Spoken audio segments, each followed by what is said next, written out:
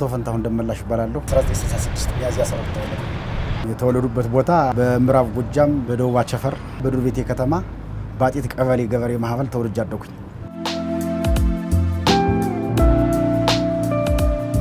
ልጅነት ጊዜ ከእናትና ከአባቴ ጋር በነበሩበት ጊዜ አባቴ የ1 ዓመት ልጅ በነበሩበት ጊዜ ነው ያረፈው። ከዛም በኋላ ድገቴ ከእናቴ ጋር ነው። ያው ከእናቴ ጋር እየኖርኩ ባለሁበት ጊዜ የኢኮኖሚ ችግር ስለነበረ ያው በተወለድኩ በ9 ዓመቴ በላም ጥበቃ በኮረንች ባታ ተቀጠርኩ። ይህን ተቀጥሬ ያው 1 ዓመት ከቆየው በኋላ በ33 ብር ነው የገባሁት። ከዛ ያንን 1 ዓመት ሰርቼ በሚቀጥለው ደግሞ በአንድ ፍየል ተቀጠርኩ።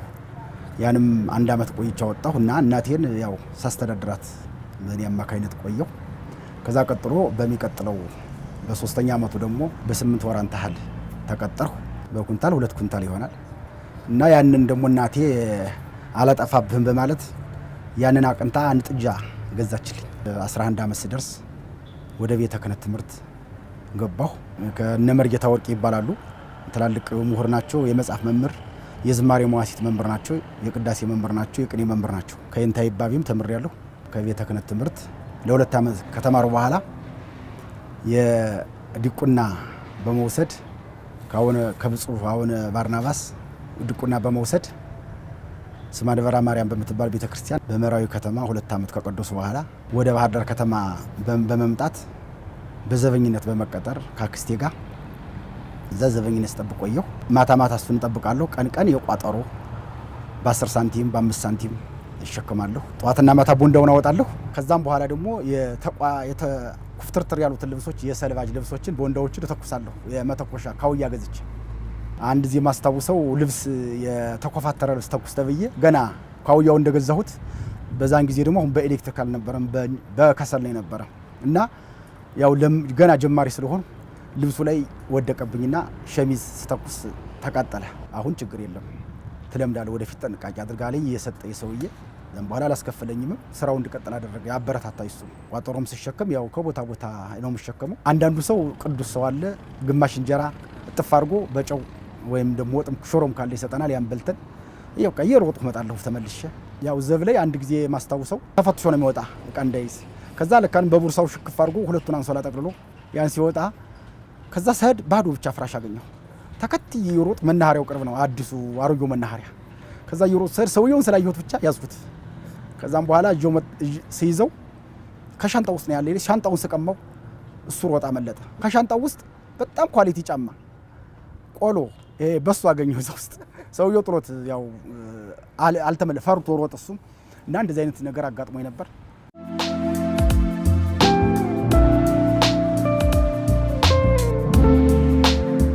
ብር አጠራቀሙ። ከዛም በኋላ አዲስ አበባ አንድ ወንድም ነበረኝ። አንድ ወይፈን ነበረው። ያ ወይፈን በ400 ተሸጠ እና 400 ጨመርኩና በ800 አንድ ጋር የገዛሁ እስከ በቅሎ። ከዛም በኋላ ያችን በቅሎ ከዚህ ጠምጄ ዱር ቤቴ ከተማ ይጃት እየነዳሁ እዛ ሄጄ ስራ ጀመርኩ። ልክ 1 ዓመት ከምናምን እንደሰራው አንድ ቤት ገዛው በ1500 ብር ዱር ቤቴ ከተማ ላይ። መጋዘንም ገዝቻለሁ።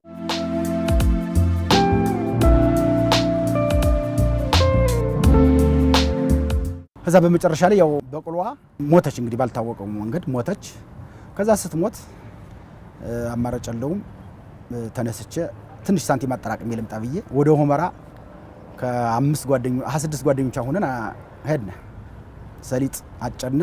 1 ዓመት አልቆየሁም። ያው ሰው ትንሽ ንዳዱ ምኑም ከባድ ስለነበረ ያው ወንድሜ ነበረ አጋጣሚ ይሞታል ብሎ ቤተሰብ ልኮት ዞ ይመጣ። 6 ብለን ከሄድነ የተመለስነው 2 ነን። ሌሎች 4ቶች አርፈዋል። ከሆመራ በቀጥታ ከመጣሁ በኋላ ወደ አዲስ አበባ ነው የሄዱት። ወደ አዲስ አበባ ሄድኩኝ። ያው ትምህርት ቤት ጀመርኩ። ፈተና ቀረበልኝ። የቤት መንግስት ትምህርት ስላልተማርኩ ተፈተኑ። ስፈተን 4ኛ ክፍል የሚያስገባ ፈተና ተፈተኑ። ቀጥታ 4ኛ ክፍል ነው የገባሁት። ዛም በኋላ ከ4 እስከ 8 በእውቀት ወገኔ 1ኛና 2ኛ ደረጃ ትምህርት ቤት ተማርኩ አዲስ አበባ። ዛም በኋላ ያው የኢትዮ ኤርትራ ጦርነት አገራችን በተወረረች ጊዜ ያው ምልመላ ተደረገልኝ፣ ጥሪ ተደረገልኝ። በወርሶ ማሰልጠኛ የወታደራዊ ስልጠና 8 ወር ከሰለጠኑ በኋላ ያው ትንሽ አቋም ያለን ሰዎች ተመራርጠን እዛው እንድንቀር ተደረግነ። አዲስ አበባ ላይ መስራት ላይ ያለነ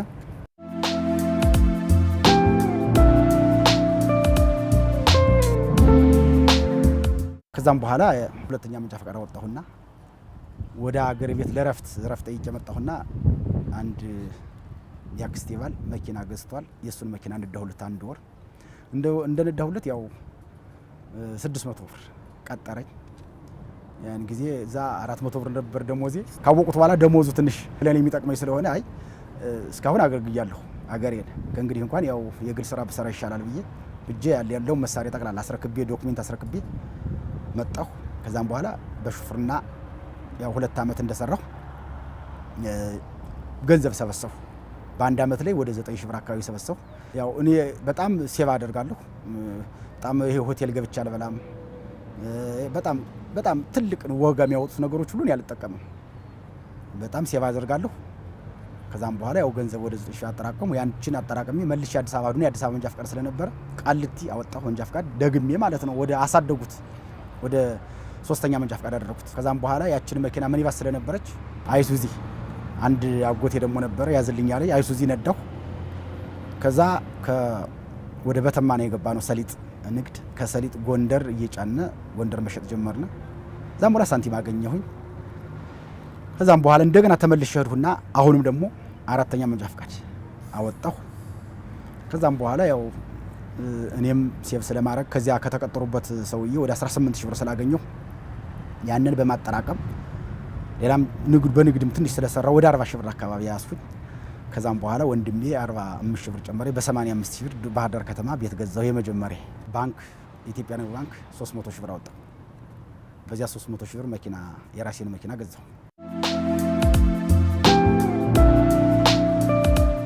ከዛም በኋላ ያው ያችን መኪና እየሰራሁ ልክ እደየንም ከፈልኩ ምንም ሳላቋርጥ ከኢትዮጵያ ንግድ ባንክ ሽልማት እንዲሁም ተሰጥቶኛል። ከኢትዮጵያ ንግድ ባንክ በአንደኛ ስላላቋረጡ በደንብ አድርጌ ስለመለስኩ ከዛም በኋላ ያው መኪናዋን ትቼ መኪናዋን ኮንትራት አስገባሁና እኔ ወፍጮ ገዛሁ። ያው ወፍጮ እየሰራሁ ቀጥሎ ያው ሌላ ተጨማሪ ቤት ገዛሁ። ከዛም በኋላ ወይዘሮ አበባ ይስማው ጋር በጋብቻ ተሳስሬ እሷም ሱቅ ትሰራለች፣ እኔም ደግሞ ወፍጮውም እሰራለሁ። እንደገና ወደ ግንባታ ገባሁና የግንባታ እየገነባሁ ቤቶችን እየገዛሁ ባዶ ቦታዎችን እየገዛሁ እየሰራሁ እሸጣለሁ። ከዛም በኋላ ለውጡ በቃ እንደዛ እዛ ጀምሮ መጣ። የመጀመሪያ ልጄ 14 አመት ናት። አርሴማ ፈንታውን ትባላለች። ቀጥሎ ሀና ማርያም ፈንታውን ትባላለች። 10 አመቷ ነው። 2 ልጆች አፍርቻለሁ።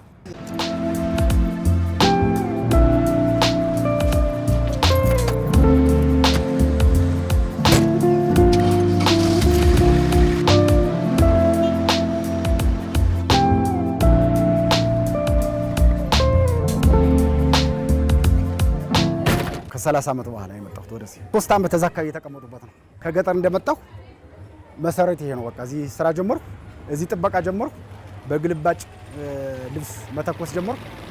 በዛኛው ግልባጭ በመናኸሪያው ደግሞ ቋጠሮ መሸከም እና እዚህ አካባቢ ከዛም በኋላ ነው ጋሪ ገዝቼ ወደ አቸፈር ወደ ዱር ቤት ይሄድኩት። ደህና ናችሁ? እንዴት ናችሁ? የት ሄዳ ነው ጉናት ምናምን ሰው አደረግ እዛሽ ጋር ነበር ለይት የነበረች እዛ ውጭ ላይ ጠብቅና ሲዘጋ ግን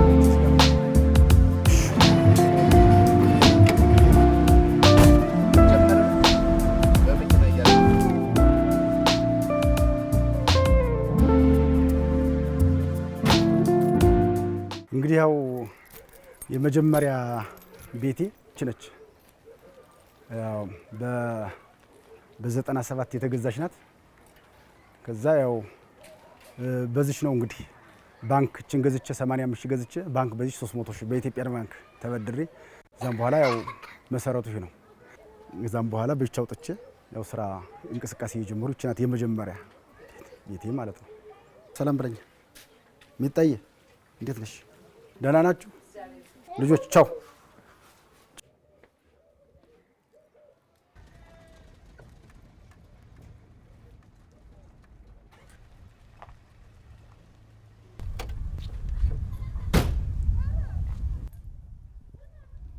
ከስራ ሰራተኞች ጋር አሁን ይሄ ፎቅ ሲሰራ ነበር ነው ሰራተኞችን ሄዶ ሲያመጣ ቱታ ለብሶ እነሱ መስሎ እነሱ የሚበሉትን እነሱ የሚጠጡትን ሰራተኞች ጋር መስሎ ነው የሚመጣው። ያው እስካሁን በግሌ ነው መንቀሳቀሰው በግሌ ነው መገዛቸው ቤቶችን መገዛቸው ቦታዎችን በግሌ ነው መገዛቸው የመንግስት ገዛ ያው እስካሁን ድረስ የተደረገልኝ ነገር የለም። ፈንታውን በስራና በስራ ብቻ እሊናውን ያሳለፈ ሰውና ማለት የስራ ሰው ናት።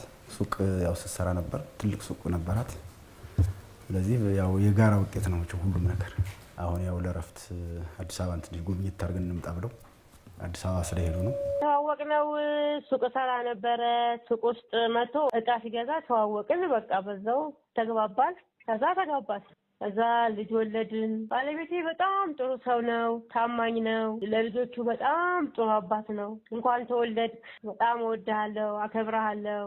ስራ ሰርቶ አይደክመውም፣ መለወጥ ይፈልጋል። ደግሞም ተለውጧል ሰርቶ። በቃ ወጪ አያበዛም፣ በሆነ ባልሆነ አያወጣም። ገንዘቡን በአግባቡ ነው የሚጠቀምበት። ትዳሩን አክባሪ ነው፣ ቤቱን ይወዳል። ጤናውን እድሜውን ይስጠው። የኔ ውድ ባለቤት እንኳን ተወለድክ፣ እንኳን አደረሰህ። አጋጣሚ አዲስ አበባ ሄደን ነው እንጂ ከጎንህ ብንኖር ደስ ይለን ነበረ፣ አብረን እናከብር ነበረ። እንኳን ተወለድ፣ እግዚአብሔር እድሜውን ጤናውን ይስጥህ። እኔ ሳድግ እንግዲህ መሆን ፈልገው እንደሱ ነው። ከሱ ብዙ ነገሮች ተምሬያለሁ። ጠንካራ መሆንን ተምሬያለሁ። ብዙ ነገሮች አልፎ እዚህ መድረሱን ተስፋ ለመቁረጥን ተምሬያለሁ። ብዙ ነገሮችን ከሱ ተምረናል። ሳድግ እኔ እንደሱ ነው መሆን የምፈልገው። አባቴ በጣም እወድሃለሁ፣ በጣም አከብርሃለሁ። እንኳን ተወለድክልኝ። ለልጆችን ሀሳቢ አባት ነህ። በጣም እንወድሃለን። ለእኛ ብለህ መስዋዕትነት ከፍለሃል። ዘመናዊነትን የማይመኝ ለእኛ ብሎ እነሱ ምንም ነገር አያሟላም፣ ዝቅ ብሎ ነው የሚኖረው። ለእኛ ሆነ ጫማ ቢገዛልን እሱ ሰፍቶ ነው የሚለብሰው እና ለየት ያለ አባት ነው። ለሌሎቹ አባት እንኳን ባይሆን በጣም ደስ የሚል አባት ነው። በጣም ደስ የሚል በቃ ልዩ ሰው ነው። ማጠቃለያ ስራ ወዳለሁ። እኔ አንድ የቀን ሰራተኛ በመቀጠር ጊዜ አብሬ ነው የምሰራ። ከጧት ጀምሬ እስከ ማታ አብሬ ሳልደክም ቱታ ለብሼ አብሬ ነው የምሰራው። ያው ውጤታማ የሚያደርግ ደግሞ እሱ ነው። ንሱ ስሩ ብሎ መሄድ ትንሽ ስለሚያስቸግር ለስራውም ጥሩ ስለማይሆን ተበላሽቶም ስለሚጠብቅህ አብረህ ከጎኑ ስትሰራ አንደኛ ስራው ይቀላጠፋል፣ ሁለተኛ እነሱን እያበረታታህ እያወራህ በጸባይ በፍቅር ታሰራለህ። ስራውም ቶሎ ይወገዳል። በአጋጣሚ ፈንታውን እዚህ ላይ ሆኖ እዚህ ላይ አሁን ሰርግ ወይም የሆነ የጓሸና ወንድሙ እዚህ ላይ ወይ ጓደኛው ቢሆን አይሄድም። ስራውን ጥሩ ባዶ እግሬ ነው የምሰራው። አንደኛ በባዶ እግር መሄድ ጥንካሬ ያለው እግርህን ውስጥህን በደንብ ያጠነክርሃል።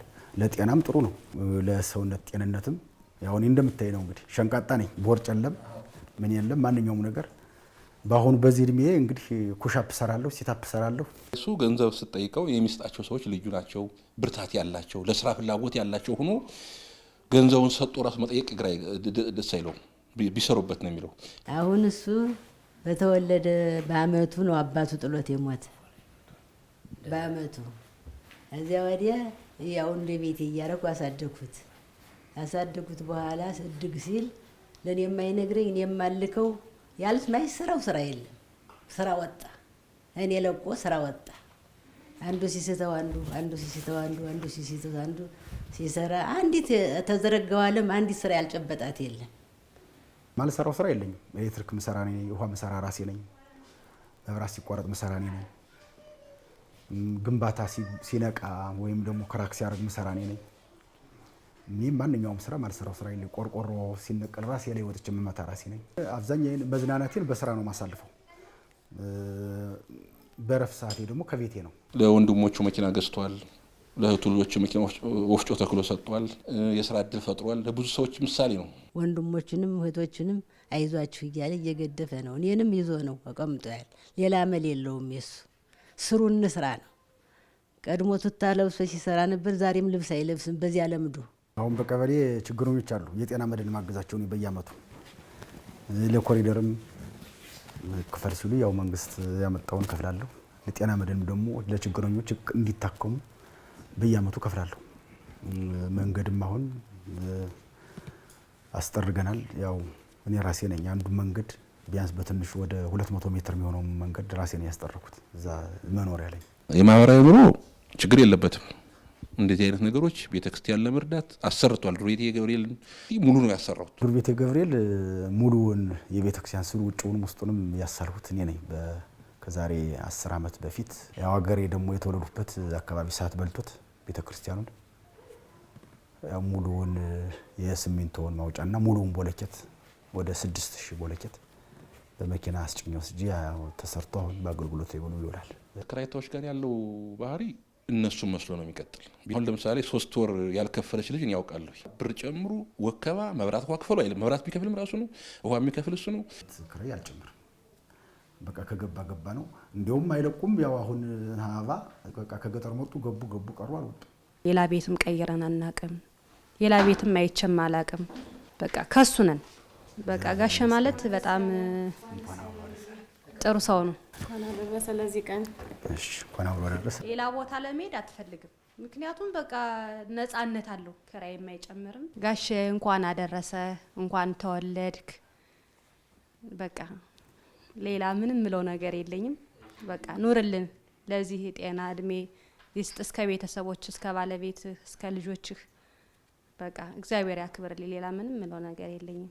እናከብረዋለን። ብዙ የሚወደው ዘመድ አለ፣ ብዙ የሚወደው ጓደኛ አለ። ብዙ ታማኝነቱን በቤተ ክርስቲያን ዘንድ ተወዳጅነት ነው። የደባቂ መድኃኔዓለም ብር ያዥታ ነበረ። ስለዚህ ከብዙ ተሳትፎችን ተሳትፏል። በጓደኞችህ ስም በወለው ዘመድህ ወገን ይወዳሃል። እንኳን ለዚህ ቀን አደረሰህ፣ አሁንም ያኑርህ። ፋንታውን ማለት ለኔ አባቴም ወንድሜም ነው፣ ትክሻዬም ነው፣ ብዙ ነገሬ ነው ለኔ። እንኳን ደስ ያለ። በጣም እወዳለሁ፣ አከብራለሁ ወንድሜ። ላደረክልኝ ሁሉ ነገር እግዚአብሔር ይስጥልኝ፣ ጨምሮ ይስጥህ። አሁን ፈጣሪ ያኑርህ። ታታም እንኳን ደስ አለሽ እናቴ። ያንቺ ምርቃን ያንቺ ደግነት ነው ይሄን ያወጣው። በአንድ በኩል ያንቺ መልካምነት ነው። አንድ ባለየ ልጅ የላትም ከሴቱም ከወንድም ታታ። ግን ታታ ስትኖር በማህበራዊ ኑሮ ጥሩ ሰው ናት፣ ተመራጭ ተወዳጅ ሰው ናት። ሰው አታፉ አይነካም፣ ሰው አታስቀይምም፣ ተበድላ ምሽሽ ሰው ናት። ስለዚህ ታታ እንኳን ደስ አለሽ ለዛሬው ቀን። ይሄን በማየትሽ ሳትሞቺ እንኳን ደስ አለሽ ታታ። እንኳን ደስ ያለ። በጣም እወዳለሁ፣ አከብራለሁ ወንድሜ። ይሄን ሁሉ ነገር ማድረገው እርግጥ የቤተ ክህነቱም ሙከራ ጠቅሞኛል፣ አልጠቀመኝም አይደለም። ወታደራዊም ስልጠና በሄዱበት ጊዜም እዛም በምሰራበት ጊዜም ጠቅሞኛል፣ በሹፍርና ለውም ጠቅሞኛል። ግን የበለጠውን ደግሞ 50 ሲደመር 1% ሰጥቶ ፈጣሪ የሰጠ ስጦታ ነው። እኔ እንግዲህ አሁን ለአንድ ብርም ትልቅ ቫልዩ አለኝ፣ ለ10 ሳንቲምም ትልቅ ቫልዩ አለኝ። ከፍ ስላለ ለትንሹ ክብር ከሰጠው ለትልቁም ሰጠዋል፣ ለትንሹ ካልሰጠው ለትልቁም ሰጠው።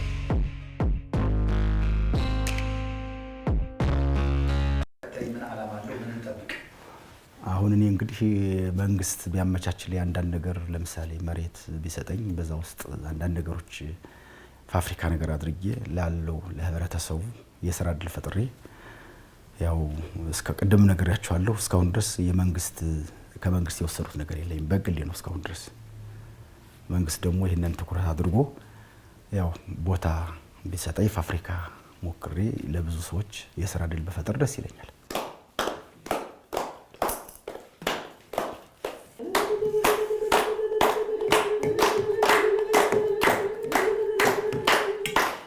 ሀገሩን አማን ያርግልን፣ ገበያውን ጥጋቢ ያርግልን። በጊዜ ላይ ነውና እንዲሸም ሁሉ የሚኖር በጊዜውን ያሳምርልን። እግዚአብሔር ይስጣችሁ፣ እግዚአብሔር ያሰንብታችሁ፣ እድሜ ባለጠጋ ያርጋችሁ። እድሜ ያትሄዱትን ነፍሳችሁን አማረው፣ ጠናችሁን ያለምልመው፣ እኛም አሟሟታችሁን ያሳምረው፣ እናንተንም ያቆያችሁ፣ እሱም ለመጠቀም ያብቃው። እግዚአብሔር ይስጥልኝ። እንግዲህ ቤተሰቦችንም እኔንም ደስ ብሎኛል። እናንተም በየቤታችሁ ጥሩ ነገር እንዲጠብቃችሁ ጥሩ ምኞት 2018 የሰላም የፍቅር የአንድነት ሀገራችን ሰላም ሆና በፍቅር በደስታ የምንኖርበትን እግዚአብሔር ይርዳን። ሁሉን ነገር ያስተካክልልን። ሁሉም እያንዳንዱ ሀሳብ አለና ሀሳባችን ይሙላልን።